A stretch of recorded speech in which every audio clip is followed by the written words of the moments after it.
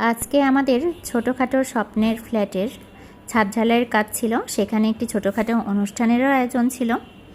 তো আয়োজনে ছিল কাচ্চি বিরিয়ানি। তো দেখুন, পাতিল থেকে একটি ডিশে বেড়ে এরপরে প্যাকেটের কাজ চলছে। প্রত্যেকটি বক্সে বক্সে করে করা হচ্ছে। বক্সের মধ্যে রাইস আর 2টা করে বড় খাসির মাংসের টুকরা দেওয়া হচ্ছে। আর ছিল ফিরনি, কোল্ড ড্রিঙ্কস, সালাদ। এই তো প্যাকেট আস্তে আস্তে করছে। এখানে 2 পাতিল কাচ্চি বিরিয়ানির আয়োজন করা হয়েছিল। এক পাতিল থেকে খুলে বক্সের কাজ চলছে, আরেক পাতিল এখনও খুলেনি। তো আরেক পাতিল যখন খুললো তখন একটি বিষয় দেখে অবাক হলাম। বাবুর্চিরা রান্না করলে কত পরিমাণ তেল আর ঘি যে অপচয় করে আর মশলা, সেটি আসলে দেখলাম। তো এটা দেখা ছিল না। দেখুন, ঘি আর তেল, চাউলের নিচে অবশিষ্ট যে তেল উঠাচ্ছে সেটার সাথে ঘিয়ের পরিমাণটা বেশি, তেলের পরিমাণ কম।